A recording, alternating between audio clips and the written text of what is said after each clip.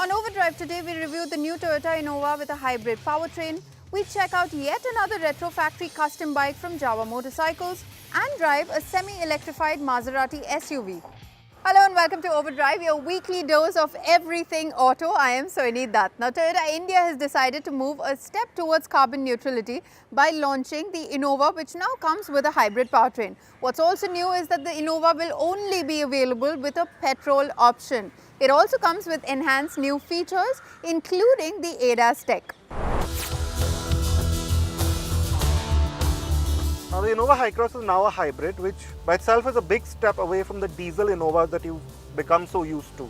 But it must be said that again, like the rest of the car, it kind of works. So the 186 PS, it feels like 186 PS. You don't feel that lack of mid-range torque all that much.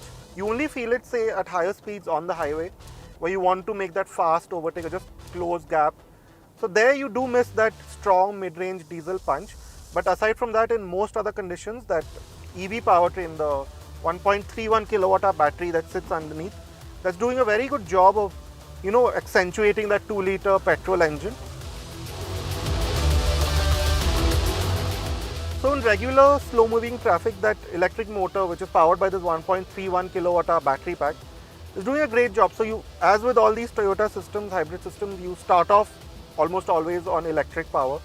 So you have that typical, very easily accessible torque that an EV has. So it just moves off the line very cleanly, quite briskly in fact. And then of course the petrol motor kicks in, it does so seamlessly, quite seamlessly. There's no loud clatters or clangs coming in. So that is very good. And then when you do pick up speed like we are right now, you notice that the CVT is also quite intuitively tuned. So of course when you step on the gas, there is that drone, that CVT drone, but there's also forward motion, so that dissociation is not that much. So yeah, you do have a clean linear power band as with most of these hybrids. So it really does make making progress quite easy. Yeah, you might find it to be quite different from that typical diesel performance with that where you ride that wave of mid-range torque. It's different from that. You have to drive the HyCross a bit differently, let it build speed, let the electric motor do its thing. But you do notice that there is enough performance. The 0 to 100 time of 9.5 seconds seems fairly believable. So it's not a slow car by any means. So it'll keep up in traffic. It'll do your highway road trips pretty easily. And then of course, the big advantage of this is that 21.1 kilometer per liter fuel efficiency. Of course, in the real world, you'll get less than that. We've done some very heavy driving and we're still getting 15, which is a big achievement considering how big this car is and how heavy it is. The Eco, Normal and Power modes don't alter outputs, so even in the most conservative setting, the HyCross is perfectly usable. There is an S gearbox mode that brings a touch more urgency in the way the HyCross moves, but a braking mode for the gearbox would have been more useful. There is some engine braking effect built into this powertrain, but the near one-pedal function that this provides in the Hyrider would have been a good fit for the HyCross too. Far from feeling wallowy, the new Innova feels quite adept around a winding road. Body roll is kept in check and the long, wide car does a good job of hiding its mass here as well as, if not better than, similarly sized SUV. Now this second row is really where you want to be in the Innova HyCross. And moving to the monocoque architecture, there have been some changes. The most notable of which is that it can't quite take those low speed sharp bumps as well as the Crista could. So there is some bit of sharpness which is typical of these monocoque SUVs, if you will, comes through. But other than that, once you picked up speed once, the road smoothens out, especially on a highway like this.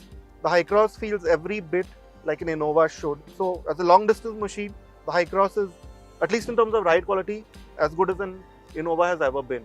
Toyota has really gone to town with the features in this second row. So you get this powered ottoman, of course, for that added comfort. Although with the battery pack now placed under the front seats, there's a bit less legroom, if you will. Of course, the knee room and the headroom is good enough still. And then you can recline this seat back as well. And you can recline it to quite an extreme angle. So you can lie pretty much flat.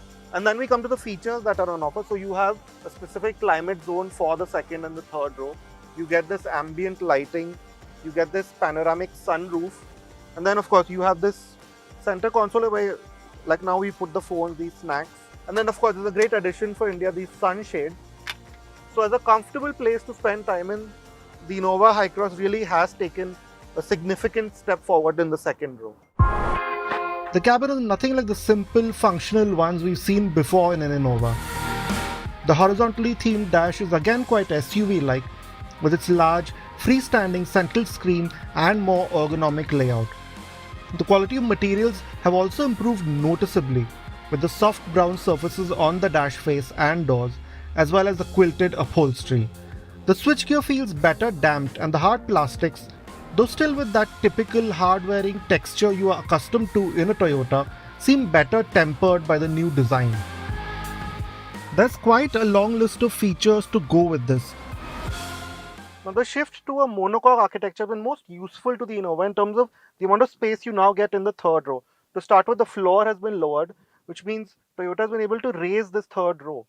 So it means that it's a much more comfortable place to spend time in terms of where the hip point is. So you're not crouched down. Of course, you still sit in a knees up position, just not as much as before. But as you can see, there's not much under thigh support either. But overall, it's much better than what it was before. Now you can also recline this row of seats like this. And again, even in this position, it's quite comfortable. The angle of recline is not too extreme, it's just right.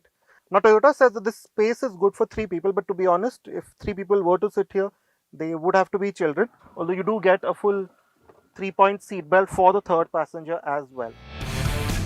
With all 3 rows up, there is about as much space for luggage as in the Crista, although you get a smaller hidden compartment under the floor for small items.